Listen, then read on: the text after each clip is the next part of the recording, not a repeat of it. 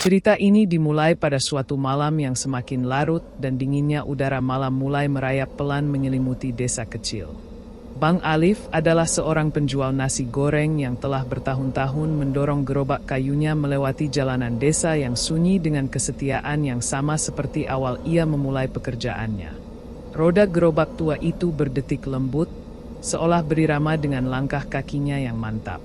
Suara-suara alam malam seperti dengungan serangga yang tak henti-hentinya dan angin yang berdesir di antara pepohonan selalu menjadi pengiring setia dalam setiap perjalanan malamnya. Malam itu suasana terasa lebih sunyi dari biasanya, seolah seluruh desa tenggelam dalam ketenangan yang mendalam. Bang Alif tinggal di sebuah desa sederhana dan tenang, di mana rumah-rumah tua berdiri berjajar di sepanjang jalan sempit. Dinding-dinding kayu rumah itu sudah lapuk dimakan usia namun tetap kokoh berdiri, menyimpan banyak cerita dari masa lalu yang terlupakan. Kesederhanaan Bang Alif dan gerobak nasi gorengnya sudah menjadi bagian yang tak terpisahkan dari kehidupan desa. Desa menanti kedatangan Bang Alif di depan rumah-rumah mereka yang tua, berharap bisa mencicipi nasi goreng buatan keahlian yang diasah oleh Bang Alif. Sebuah perjalanan rutin nasi goreng yang disajikan itu cukup bagi Bang Alif. Baginya, malam itu tidak ada yang istimewa. Semua tampak biasa saja. Namun, saat menyusuri beberapa jalan lagi, karena malam sudah semakin larut dan udara semakin menusuk, sesuatu yang tidak biasa membuat langkahnya terhenti sejenak di ujung jalan. Berdiri di sana adalah sebuah rumah tua yang megah namun kusam. Rumah itu sudah lama tidak berpenghuni, dinding-dindingnya ditumbuhi lumut dan jendela-jendelanya tertutup rapat tirai yang kusut. Ketika Bang Alif masih kecil, rumah itu selalu dianggap angker oleh penduduk desa. Banyak cerita tentang kejadian aneh yang konon pernah terjadi di sana. Namun, Bang Alif tidak pernah terlalu memedulikan cerita-cerita tersebut. Baginya, rumah tua itu hanyalah bangunan usang yang dibiarkan begitu saja. Ia melanjutkan langkahnya, berusaha mengabaikan perasaan tidak nyaman yang tiba-tiba muncul saat melewati rumah tersebut. Namun, belum jauh ia berjalan, sesuatu menarik perhatiannya. Di bulan penuh, ada sesuatu yang menarik. Seorang wanita dengan senyuman lembut datang mendekati Bang Alif. Wanita itu mengenakan gaun putih panjang yang bergerak halus berayun seiring dengan langkahnya yang ringan.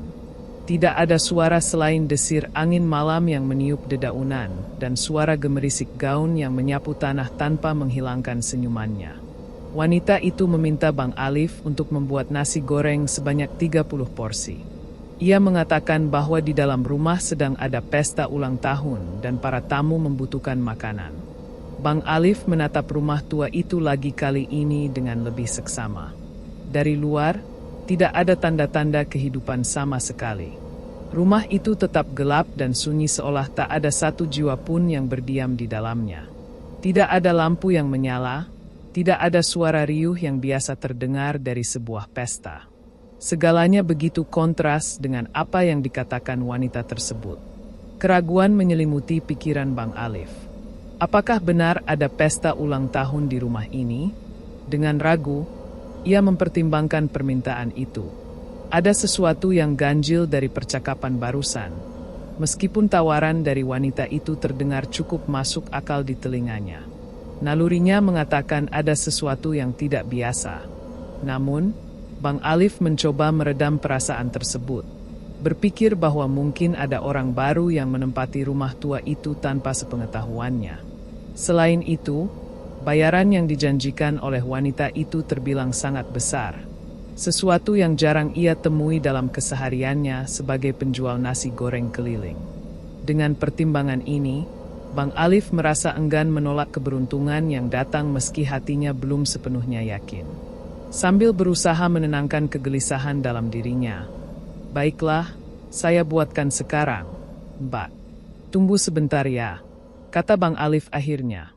Meskipun tangannya sibuk, pikirannya dipenuhi berbagai pertanyaan tentang wanita itu. Bang Alif terus memandang ke arah wanita itu yang berdiri dengan tenang, tanpa perubahan sejak pertama kali muncul. Ada sesuatu yang mengganggu Bang Alif setiap kali ia menatap wanita itu. Semakin lama ia memperhatikan, semakin kuat perasaan ganjil itu tumbuh dalam dirinya. Namun, ia segera menepis pikiran-pikiran tersebut, memilih untuk fokus pada pekerjaannya. Pesanan pertama akhirnya selesai lebih cepat dari perkiraannya. Beberapa porsi nasi goreng telah tersusun rapi di atas piring-piring. Wanita itu kemudian mengajak Bang Alif masuk ke dalam rumah tua yang sejak tadi menarik perhatiannya. Langkah Bang Alif melambat ketika ia mendekati pintu rumah tua yang besar itu. Ketika wanita itu mendorong pintu kayu yang tampak berat dan berderit suara gesekan engsel yang karatan, seakan memecah kesunyian malam. Suara itu membuat bulu kuduk Bang Alif berdiri, tetapi ia berusaha untuk tidak memperlihatkan rasa takutnya. Pintu pun terbuka perlahan, menampilkan ruangan yang jauh berbeda dari apa yang dibayangkannya. Bang Alif awalnya mengira rumah itu sudah lama kosong dan tidak terawat. Namun, pemandangan di depannya benar-benar di luar dugaan. Ruangan di dalam rumah itu ternyata sangat luas dan penuh dengan perabotan antik yang tertata rapi. Meja-meja besar yang diletakkan di berbagai sudut ruangan dihiasi dengan lilin-lilin yang menyala. Di meja itu terdapat berbagai jenis makanan dan dikelilingi beberapa orang yang sedang asyik menikmati hidangan mereka, tertawa dan berbicara dengan suasana yang sangat meriah.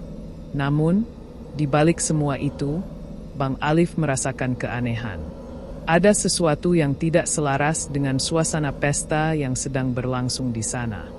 Wanita itu kemudian mengarahkan Bang Alif untuk menaruh makanan yang diminta di sebelah meja makan yang kecil berada di sudut ruangan. Bang Alif dengan hati-hati mengikuti permintaan itu, meletakkan piring-piring nasi goreng satu persatu di atas meja. Sambil melakukannya, ia sesekali melirik ke arah orang-orang yang duduk di meja utama dari kejauhan. Mereka tampak bahagia, tetapi ketika diperhatikan lebih seksama, ada sesuatu yang aneh dengan cara mereka bergerak. Gerakan mereka terasa lambat, seolah-olah gerakan dilambat oleh waktu. Tawa yang terdengar dari salah satu pria tua di sudut ruangan juga terasa janggal. Ada sesuatu yang ganjil di dalamnya, seolah-olah tawa itu bukan berasal dari kegembiraan yang murni melainkan dipaksakan keluar dari bibir pria tua itu. Tawa yang seharusnya menular dan memancing orang lain untuk turut tertawa malah terasa asing dan menyusupkan rasa tidak nyaman. Tak ada satupun tamu lain yang mengikuti tawa pria tua itu. Dan benar saja, tawa itu berhenti secepat ia muncul, meninggalkan kekosongan yang menyesakkan suasana. Perasaan tidak nyaman mulai merayap dalam diri Bang Alif seperti udara dingin yang menyusup perlahan ke balik kulitnya. Sebelum pikirannya sempat berlarut-larut kegelisahan, wanita yang sejak tadi memberi arahan kepadanya sudah kembali berada di sampingnya. Suaranya lembut hampir seperti bisikan yang samar saat ia berbicara kepada Bang Alif. Ucapan terima kasih keluar dari bibirnya dengan nada yang datar, menyuruh Bang Alif untuk kembali ke gerobaknya dan menyiapkan pesanan berikutnya. Tanpa banyak berpikir, Bang Alif mengangguk cepat, merasakan bahwa ia bisa keluar dari rumah itu sejenak. Ia segera melangkah keluar, namun begitu kakinya melangkah di ambang pintu, perasaan dingin yang sebelumnya samar-samar kini menyengat tubuhnya lebih kuat. Semua terasa mendadak aneh. Kegelisahan itu berkembang menjadi rasa takut yang semakin besar. Bang Alif terus mengamati wajah-wajah tamu di rumah tadi. Wajah-wajah itu tampak terlalu kaku, bukan wajah manusia hidup. Ia semakin yakin akan hal aneh yang terjadi. Setelah beberapa saat makanan yang dimasak Bang Alif akhirnya selesai. Ia menyusun piring-piring yang telah penuh dengan nasi goreng dan bersiap untuk menyerahkannya. Namun, sebelum sempat melangkah lebih jauh, ia menyadari wanita muda itu sudah berdiri di depannya lagi. Keanehan yang terus berdatangan membuatnya semakin merasa tidak tenang.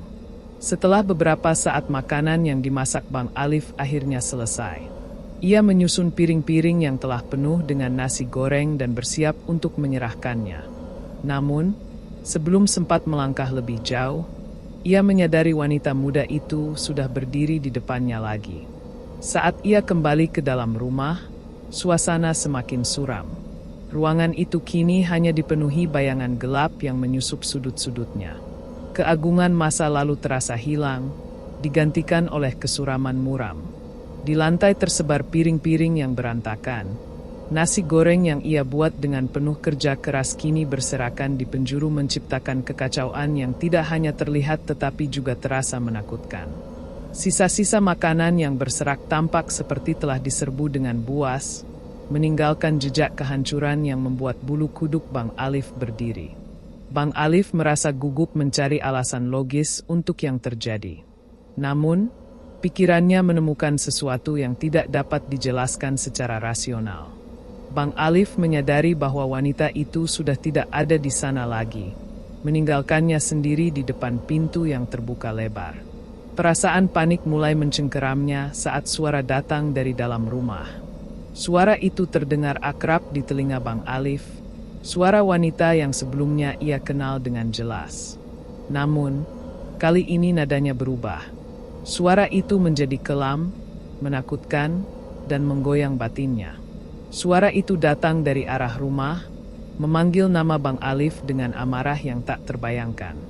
Wanita itu yang sebelumnya memancarkan kecantikan dan kelembutan kini berubah drastis. Wajahnya yang halus sebelumnya kini tampak menyeramkan. Setiap gerakan wanita itu kini terasa seperti mimpi buruk yang hidup. Seolah-olah ia melayang di atas lantai tanpa menyentuhnya. Bang Alif tahu ia harus segera pergi. "Aku harus pergi, aku harus keluar dari sini," ujar Bang Alif dalam hati. Namun, tubuhnya terasa semakin berat, seperti terbelenggu oleh sesuatu yang tak terlihat. Kaki-kakinya enggan untuk bergerak, rasa takut yang menggulung dirinya mencapai puncak ketika ia dengan tergesa-gesa berusaha lari ke arah pintu. Wanita itu berkata dengan suara yang hampir tidak terdengar, "Kamu tidak bisa pergi." Bang Alif meronta berusaha melepaskan diri dari cengkeraman yang dingin dan tak terlihat. Dingin itu merayap ke tulang sumsum, membuat setiap gerakannya terasa sia-sia. Namun, dalam kegelisahan dan ketakutannya, ia mengumpulkan sisa-sisa kekuatan terakhir dan berhasil membuka pintu. Tanpa berpikir panjang, Bang Alif berlari dari rumah itu. Tubuhnya diseret ketakutan yang begitu besar hingga tak lagi peduli pada sekitarnya.